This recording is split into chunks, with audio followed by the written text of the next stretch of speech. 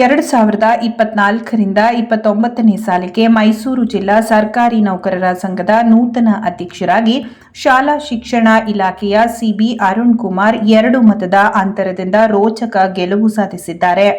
2024ರಿಂದ 29ನೇ ಸಾಲಿಗೆ ರಾಜ್ಯ ಪರಿಷತ್ ಸ್ಥಾನಕ್ಕೆ ಮಾಲೇಗೌಡ ಆಯ್ಕೆಯಾಗಿದ್ದು, ಖಜಾಂಚಿ ಸ್ಥಾನಕ್ಕೆ ರೇಷ್ಮೆ ಇಲಾಖೆಯ ರವಿ ಆಯ್ಕೆಯಾಗಿದ್ದಾರೆ. ಮೈಸೂರು ನಗರ ಸೇರಿದಂತೆ ಎಲ್ಲ ತಾಲೂಕು ಅಧ್ಯಕ್ಷರು, ನಿರ್ದೇಶಕರು ಬೆಳಿಗ್ಗೆ 9ರಿಂದ ಸಂಜೆ 4 ಗಂಟೆಯವರೆಗೆ 72 ಮಂದಿ ಮತದಾರರು ಮತ ಚಲಾಯಿಸಿದ್ದಾರೆ.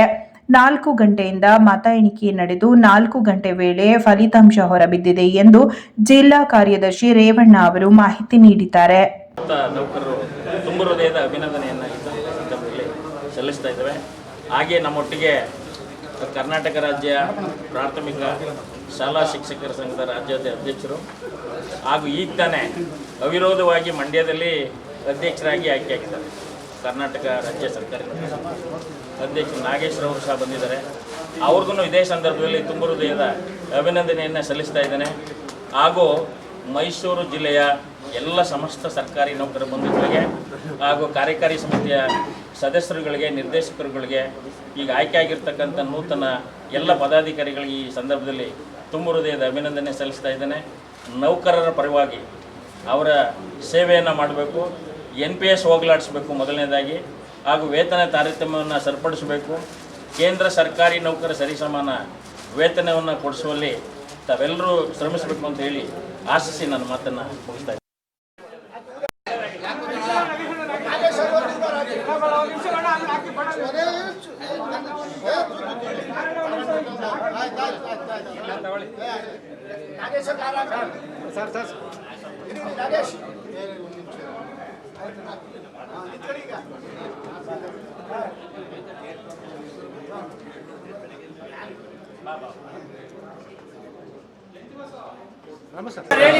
ಸರ್, ಎಲ್ರಿಗೂ ನಮಸ್ಕಾರ. ಈ ದಿವಸ ನಡೆದಂತಹ ಸರ್ಕಾರಿ ನೌಕರ ಸಂಘದ ಜಿಲ್ಲಾ ಅಧ್ಯಕ್ಷನ ಚುನಾವಣೆಯಲ್ಲಿ ನನ್ನನ್ನು ಆಯ್ಕೆ ಮಾಡಿದ ಎಲ್ಲ ನಿರ್ದೇಶಕ ಬಂಧುಗಳಿಗೆ, ಎಲ್ಲ ನೌಕರರ ಬಂಧುಗಳಿಗೆ ನಾನು ಧನ್ಯವಾದಗಳನ್ನು ಅರ್ಪಿಸ್ತೇನೆ. ನಾನು ಸದಾ ನೌಕರರ ಪರವಾಗಿ ಹೋರಾಟ ಮಾಡ್ತೀನಿ. ನಾನು ಏನಪ್ಪ ಅಂದರೆ NPS ಅಭ್ಯರ್ಥಿ. ನಾನು NPS ಇರೋದ್ರಿಂದ ಪ್ರಮುಖವಾದ ಬೇಡಿಕೆ NPS ಆಗಿರ್ತದೆ ನಂದು. ಜೊತೆಗೆ ಈ ಹಿಂದೆ ಏನು ನಮ್ಮ ನೌಕರರಿಗೆ ಅನ್ಯಾಯ ಆಗಿರುತ್ತದೋ ಅದೆಲ್ಲವನ್ನು ಸರಿಪಡಿಸೋದಕ್ಕೆ ನಾನು ಸದಾ ಹೋರಾಡ್ತೀನಿ. ನನ್ನ ಗೆಲುವಿಗೆ ಸಹಕರಿಸಿದ ಎಲ್ಲರಿಗೂ, ಅದರಲ್ಲೂ ವಿಶೇಷವಾಗಿ ಈ ಬಾರಿ ನನ್ನ ಹಿರಿಯರಾದ ರಾಮು ಸರ್ ಅವರು, ನಮ್ಮ ಪಕ್ಕದ ಜಿಲ್ಲೆಯ ಅಧ್ಯಕ್ಷರಾದಂತಹ ನಾಗೇಶಣ್ಣ ಅವರು, ಮತ್ತು ನನ್ನ ಎಲ್ಲ ಪ್ರಾಥಮಿಕ ಶಾಲಾ ಶಿಕ್ಷಕರ ಸಂಘದ ಅಧ್ಯಕ್ಷರು, ಪ್ರೌಢಶಾಲಾ ಶಿಕ್ಷಕರ ಸಂಘದ ಮುಖ್ಯ ಶಿಕ್ಷಕರ ಸಂಘದ ಅಧ್ಯಕ್ಷರು, ಮತ್ತು ನನ್ನ ಎಲ್ಲ ಆರೋಗ್ಯ ಇಲಾಖೆ ಮತ್ತು ಕುಟುಂಬ ಕಲ್ಯಾಣ ಇಲಾಖೆ, ವೈದ್ಯಕೀಯ ಶಿಕ್ಷಣ, ಎಲ್ಲ ಸರ್ಕಾರಿ ನೌಕರ ಸಂಘದ ಎಲ್ಲ ವೃಂದಗಳ ಪದಾಧಿಕಾರಿಗಳು ಎಲ್ಲರೂ ಸಹ ಸಹಕಾರ ನೀಡಿದ್ದಾರೆ. ಅವರೆಲ್ಲರಿಗೂ ತಾಲೂಕು ಅಧ್ಯಕ್ಷರುಗಳು ಎಲ್ಲ ಸಹಕಾರ ನೀಡಿದ್ದಾರೆ. ಎಲ್ರಿಗೂ ಸಹ ವಂದಿಸಿ ನಾನು ಸರ್ಕಾರಿ ನೌಕರರ ಪರವಾಗಿ ನಮ್ಮ ಹಿರಿಯರ ಮಾರ್ಗದರ್ಶನದಂತೆ ಕೆಲಸ ಮಾಡ್ತೀನಿ ಅಂತ ಈ ಮೂಲಕ ತಮ್ಮಲ್ಲಿ ತಿಳಿಸ್ತಾ ಇದ್ದೀನಿ.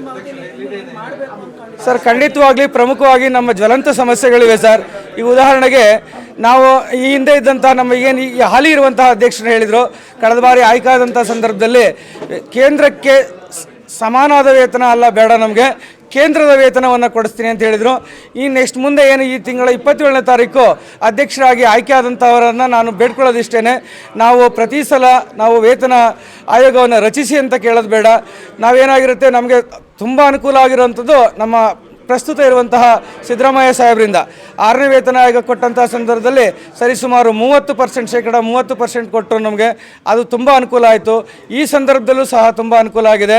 ನನ್ನ ಏನಪ್ಪ ಅಂದರೆ ನನಗೆ ತುಂಬ ಹೆಮ್ಮೆ ಪಡುವಂಥ ವಿಷಯ, ನಮ್ಮ ಜಿಲ್ಲೆಯ, ಅದು ನಾನು ಕೆಲಸ ನಿರ್ವಹಿಸುತ್ತಿರುವಂತಹ ತಾಲೂಕಿನವರು ಈ ರಾಜ್ಯದ ಮುಖ್ಯಮಂತ್ರಿಗಳಾಗಿದ್ದಾರೆ. ಮಾದೇವಪ್ಪ ಸರ್ ಅವರು ಈ ಜಿಲ್ಲೆಯ ಉಸ್ತುವಾರಿ ಸಚಿವರಾಗಿದ್ದಾರೆ. ಅವರೆಲ್ಲರ ಸಹಕಾರವನ್ನು, ಅವರೆಲ್ಲ ಸಹಾಯವನ್ನು ಪಡೆದು ಸರ್ಕಾರಿ ನೌಕರರ ಸಮಸ್ಯೆಗಳನ್ನು ನಾನು ಬಗೆಹರಿಸೋದಕ್ಕೆ ಪ್ರಯತ್ನ ಮಾಡ್ತೀನಿ ಸರ್. ಧನ್ಯವಾದಗಳು ಸರ್.